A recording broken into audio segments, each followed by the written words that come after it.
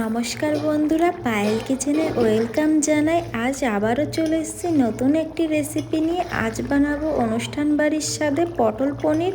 তো আজকের ভিডিওটি লাস্ট পর্যন্ত দেখতে থাকুন। প্রথমেই আমি এখানে পনিরগুলো কেটে নিয়েছি, আলু কেটে নিয়েছি আর নিয়েছি পটল গোল গোল করে কেটে নিয়েছি। তো আমার সবজিগুলো কাটা হয়ে গেছে। পটল পনির করার জন্য এখানে আমি একটা মশলা বানিয়ে নিয়েছি। এই মশলার মধ্যে আছে শুকনো লঙ্কা, জিরে, আদা, টমেটো আর আছে কাজু বাদাম আর পোস্ত।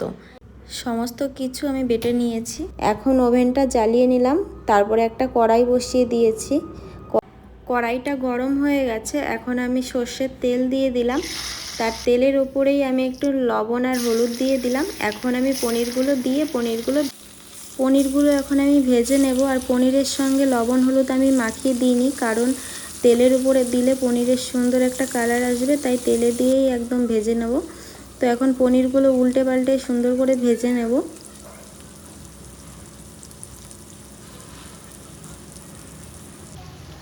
আমার কিন্তু পনিরগুলো ভাজা হয়ে গেছে, রঙও ধরে এসছে। এখন পনিরগুলো আমি উঠিয়ে নেব।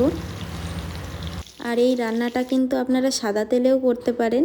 আমি সর্ষের তেলেই করলাম, কিন্তু সাদা তেলেও করা যায়। এখন আগে থেকে কেটে রাখা আলুগুলো আমি ভেজে নেব।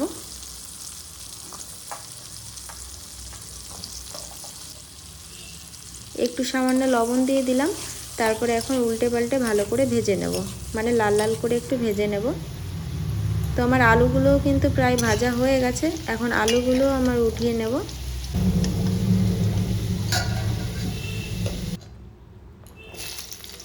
পটলগুলো এখন ভেজে নেব।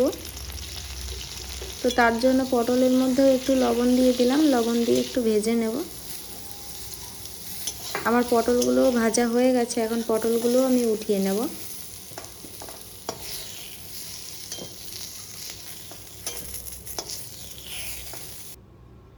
আমার সমস্ত কিছু কিন্তু ভাজা হয়ে গেছে।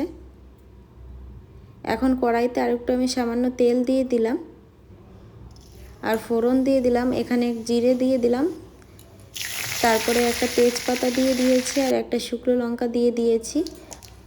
এখন সেই আগে থেকে বানানো মশলাটা আমি দিয়ে দিলাম। এখন মশলাটা দিয়ে কষিয়ে নেব।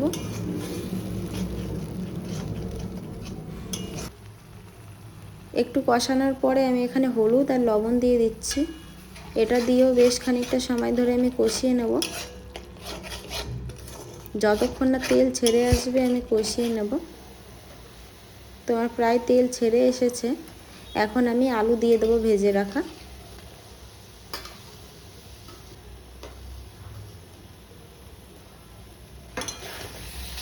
আলুগুলো দিয়েও একটু নাড়িয়ে চাড়িয়ে নেব, যাতে মশলা পুড়ে না যায়। তো একটু সামান্য মশলা ধোয়া জল দিয়ে দিচ্ছি। এখন ঝোল আমি দেব না, সামান্য একটু জল দিয়ে আমি ভালো মতন করে কষিয়ে নেব।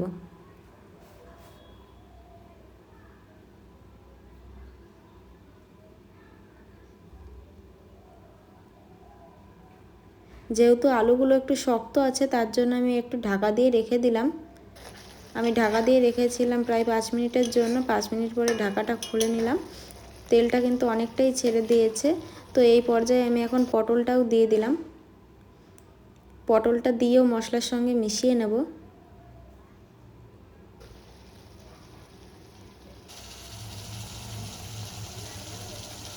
আমার সমস্ত মশলা থেকে কিন্তু তেল ছেড়ে দিয়েছে। এই পর্যায়ে আমি ঝোলের জন্য জল অ্যাড করে দিলাম।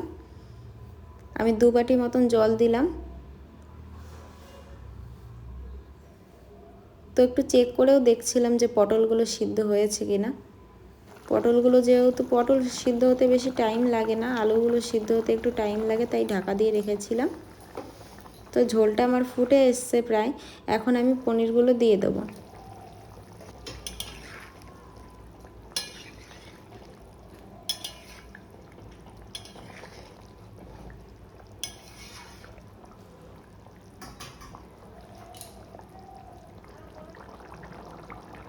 সামান্য একটু চিনি দিয়ে দিলাম, কারণ অনুষ্ঠান বাড়ির পটল পনির কিন্তু একটু মিষ্টি মিষ্টিই হলে ভালো লাগে, তার জন্য সামান্য পরিমাণে একটু চিনি দিয়ে দিয়েছি।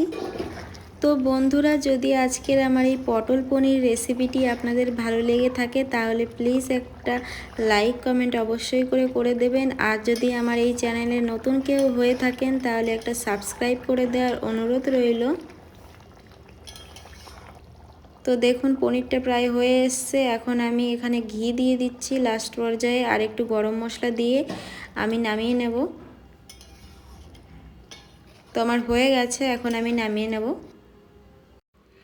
ধন্যবাদ সবাইকে আজকের এই ভিডিওটি লাস্ট পর্যন্ত দেখার জন্য। আপনারা সবাই ভালো থাকবেন, সুস্থ থাকবেন। টাটা।